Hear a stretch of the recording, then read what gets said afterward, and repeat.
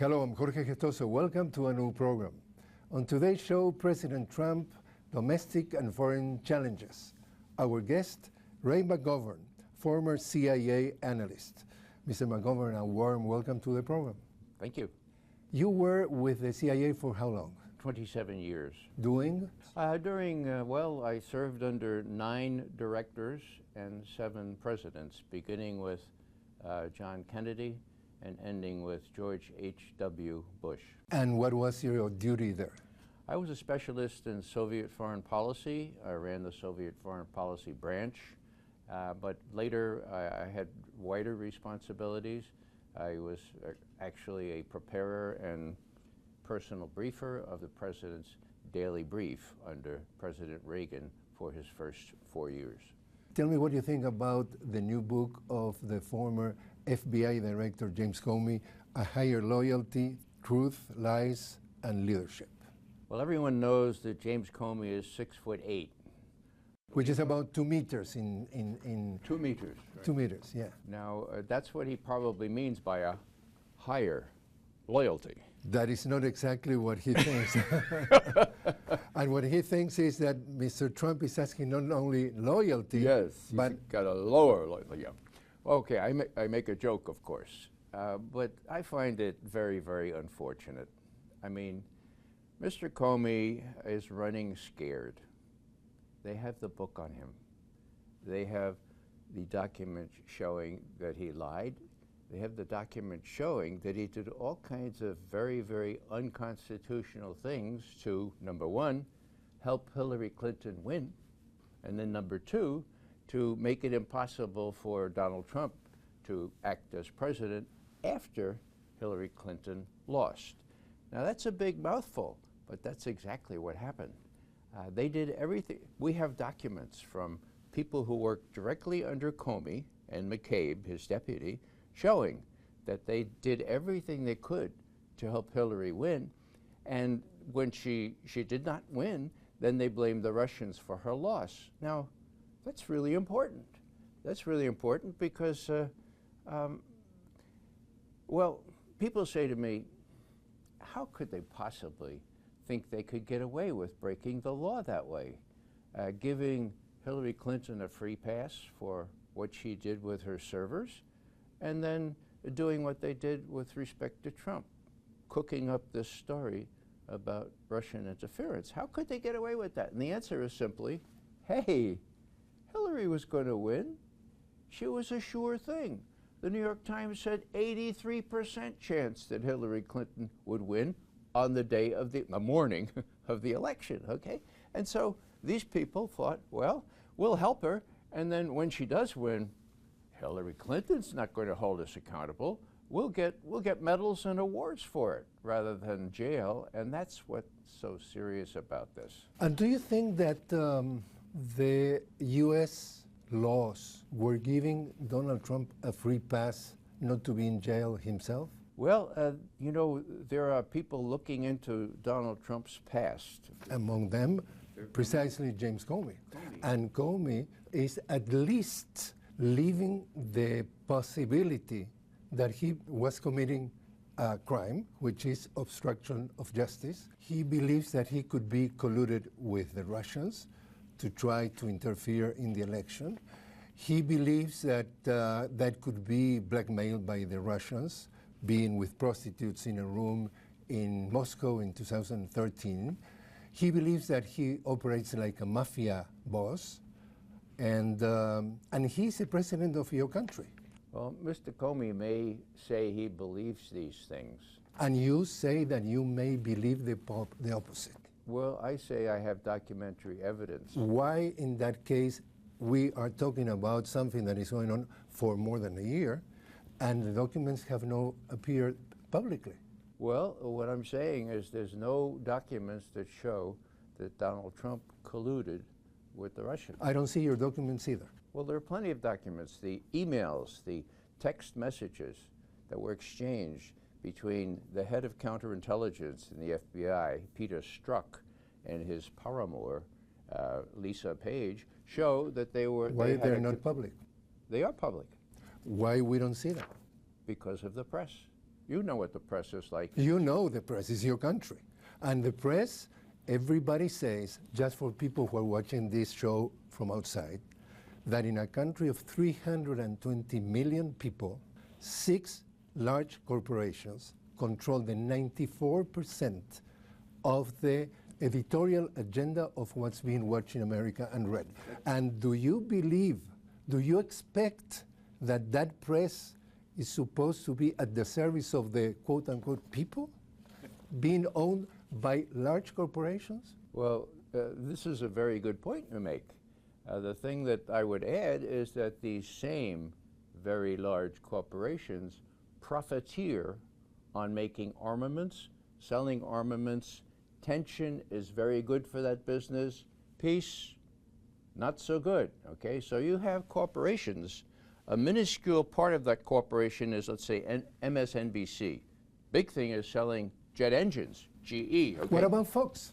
What about Fox? The director of Fox ended up resigning with female abuses, because you were choosing one example. Well, there have been abuses of... We're talking about sexual harassment. Sure, yeah, that's happened all over the place. No, but what I'm saying is that we have also different networks. The issue is that you are trying to suggest, if I'm reading well, that President Trump's supposedly possible crimes, and you were mentioning the networks, and you were trying to say what, that the networks were not reporting? Well, what I'm saying here is that I've been in this town for 55 years.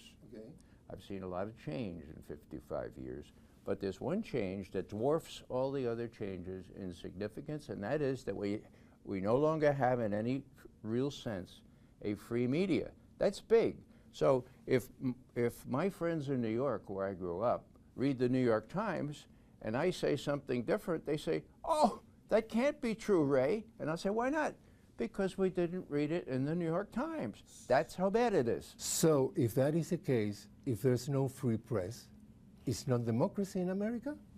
Well, Jefferson, Madison, they all said that the bedrock of democracy is an enlightened and educated people. So you're not far wrong there in suggesting that to the degree the press is controlled by these corporations, which it is, then the people are not as free as they should be.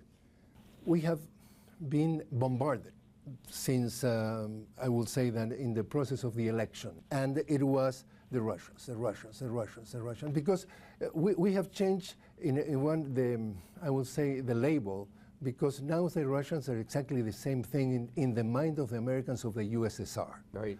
the Soviets. Very clever. The boogeyman, okay, the boogeyman. The causes of all the problems of the world, the boogeyman. So now Russia is interfering, meddling in the election that has to do with President Trump and with Hillary Clinton. Mm-hmm. My question for you, having been an expert, as you said, in the USSR, why do not watch and see and read in that free press, quote unquote, what President Vladimir Putin denounced, that is the U.S.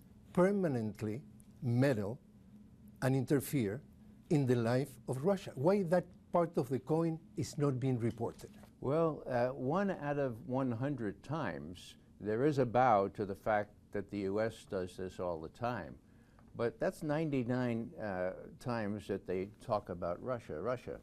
Now, let me take a step back here. Make believe I'm Vladimir Putin, okay? And I'm watching the campaign in 2016. I'm saying, wow, this Trump fella, he's unpredictable.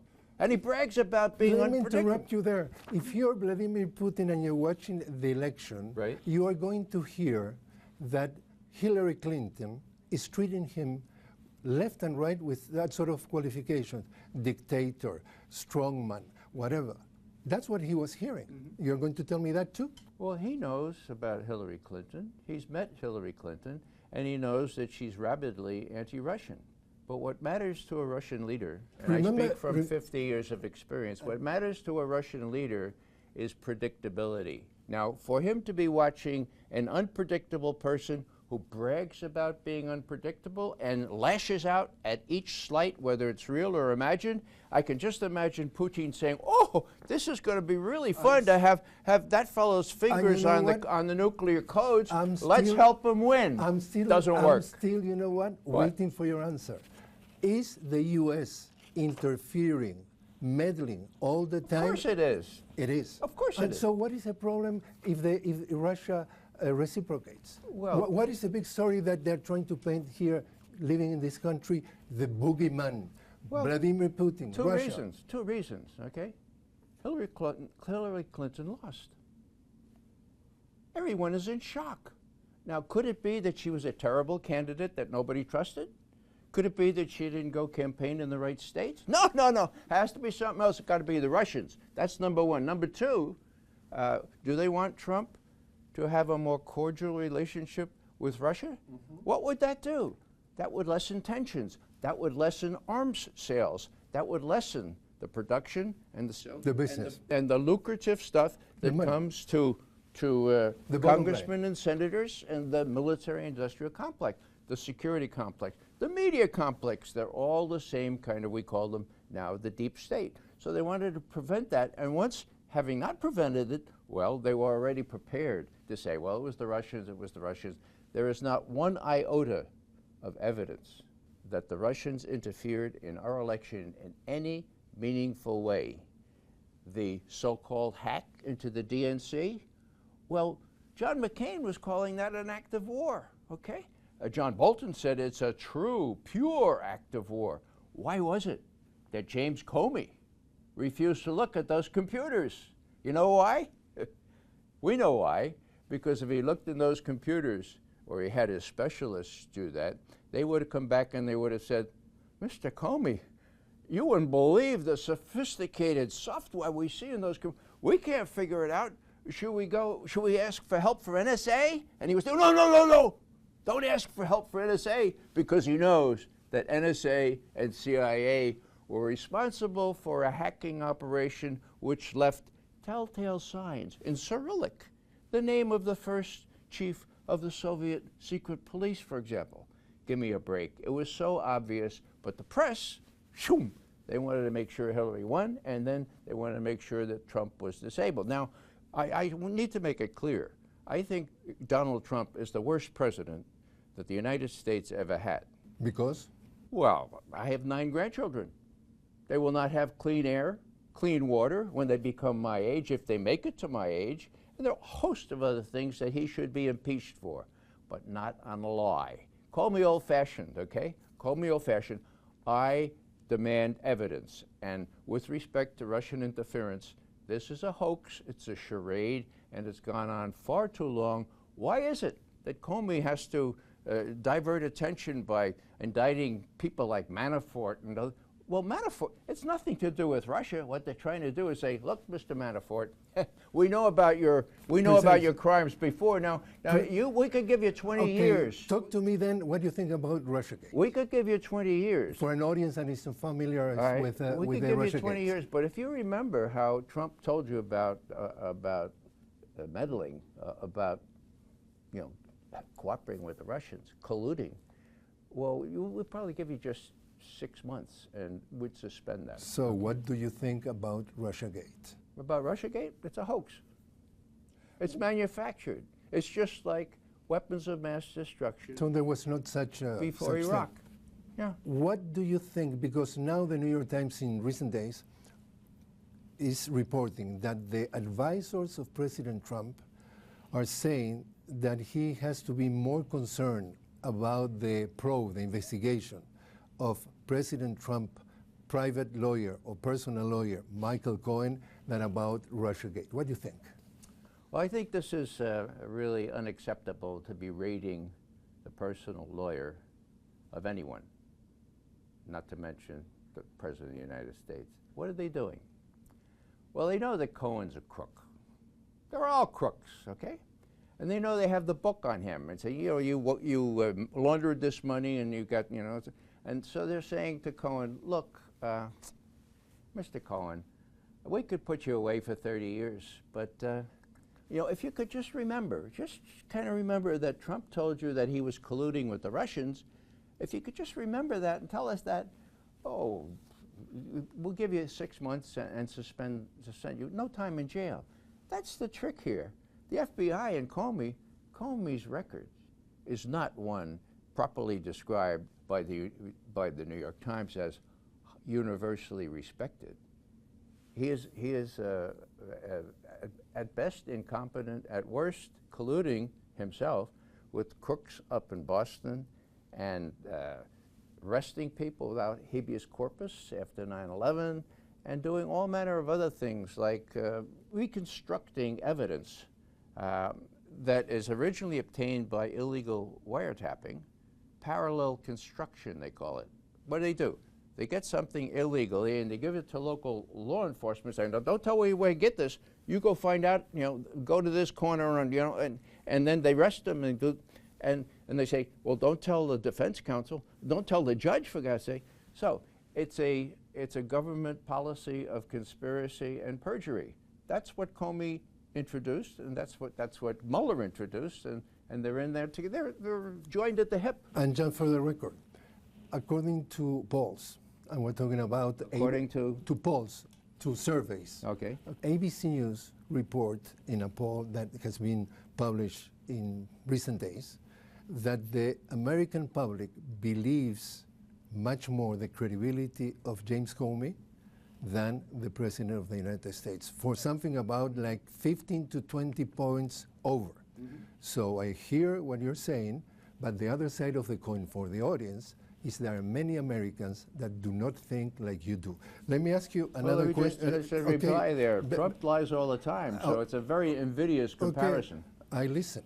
And tell me something that, because of your experience with the Soviets, when they're saying that there's allegations in that, what it called dossier, that allegations, not proven, that President Trump was in a room in Moscow with prostitutes, and that incident has been taped, videotaped.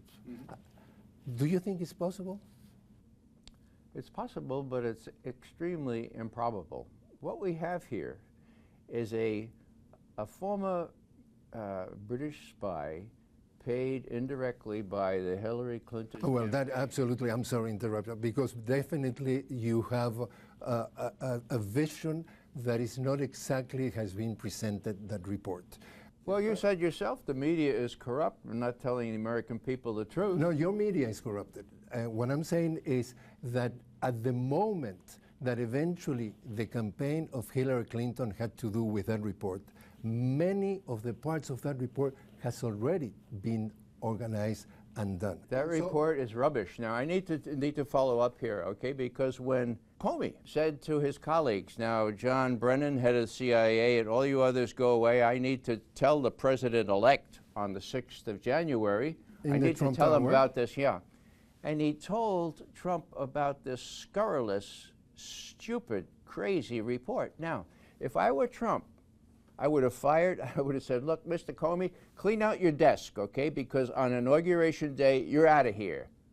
Why? Because this is blackmail. This is traditional. The FBI director goes to the incoming president and he says, no, Mr. President, we have this on you. Now, we don't know if it's true or not, but be aware that we have this blackmail material on you. That's what was going on there. And so for Trump to fire Comey, it was exactly the right thing to do. He should have done it the day he took office. You worked for the CIA for 27 years. Right. And that organization, if you want, or that department, it has it's been seen for many, many people still today in Latin America like devil, like the worst thing, the worst entity that exists in the face of the earth because of the damage that has done to the region. We're talking about proven, as you said, proven with facts, that the coup d'etat against Salvador Allende in Chile has been absolutely organized by the CIA and executed. But this is only one. There are many others coup d'etat in Latin America trying to impose the U.S. interest in the region through what they call puppet governments. Right. Question, do you believe, now that you are far from the CIA, that the CIA operatives, as you were explaining to me, are still acting very actively in Latin America to try to dictate policies, to put their puppets just now through what is called judicial coup d'etat, like in Brazil, like we've seen in a different way in Ecuador, like we have seen already in Paraguay. It's still the devil, the CIA in Latin America? Well, of course, the operatives have all this money and they do these things. I would be surprised if they stopped. Now, you have to distinguish between the analysis part of the CIA and the operatives. We had nothing to do with the operatives. There were turnstiles in the building between the operatives and the analysts. They couldn't go from one part to the other. I am glad that I had never been posted in Latin America, never really had anything to do with Latin American policies. And I regret that that is the legacy of the CIA there. But we're talking about current events, aren't we? Talking about current events, I did have the opportunity to interview for the first one who interviewed Julian Assange inside the embassy of Ecuador in London, about 3 months after he got in. And we're talking about almost like 6 years now. What do you think about Julian Assange? Well, he's a friend of mine. I visit him regularly when I'm in London. I think it's a shameless act on the part of our British puppets and the U.S. government to keep a person who is a publisher of true information, of candid, of accurate, documentary evidence, keep him in the equivalent of prison. Now, there was a left-handed compliment, if I can put it that way, given by the intelligence community in their 6th January memorandum, and they said, 2018? no, this is right before Trump took office. 17. 17, yeah.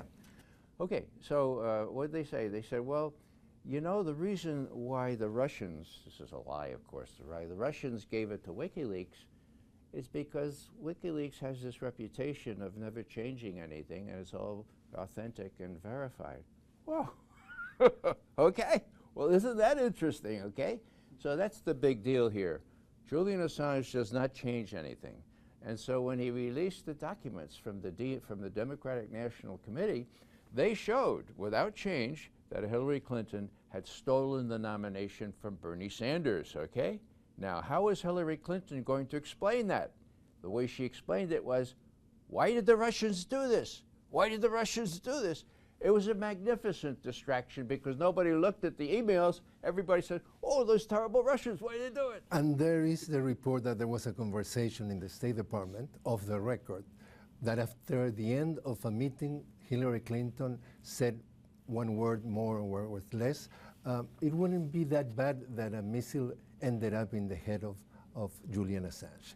Do you believe that Julian Assange is going to, at the very end of the story, ended up sentenced to the death penalty here in the U.S. and being killed because of, basically, you know that there's a secret indictment here in Virginia waiting for him. Yeah, there's a hanging judge and a jury in Alexandria, Virginia. And remember that Vice President Biden said that he is a cyber terrorist. Oh, not only that, but the head of the CIA now, Mike Pompeo, said that he's a non-state hostile intelligence agency. From Russia. Yeah. So, you know, yeah, he's in great jeopardy. I admire him greatly because he still is able to do his work with the help of all his friends, and he's getting material out there showing what's going on. That's the job of a journalist, okay? That's why they hate him. Documentary evidence of their own crimes in Iraq, in Afghanistan, and by the State Department. Loads of cables showing that the U.S., in many respects, cannot be trusted. Last question. Do you think that it's possible that there is, in a way, two groups war all over the world, meaning China and Russia together and the U.S. and the European Union together, and that's a big challenge that humanity faces, the probability? I think the most neglected and the most important fact, the new fact, is that there's a de facto alliance between Russia and China that is big, okay? And so we have China supporting Russia on Syria, on Ukraine. We have the Chinese defense minister showing up in Moscow 2 weeks ago as a show of support for Russia. That's big. That could not be bigger, okay? Now NATO, when they finally realize that they're just carrying out U.S. policy with respect to Russia, that Russia doesn't really present much of a threat to them militarily, they're going to wise up and say, why should we spend 2% of our GNP on a threat that doesn't exist? That will take time, because even though it's been 73 years after the war, the Europeans are still acting like, well, adolescents. Ray McGovern, thanks very much for joining us. You're most welcome.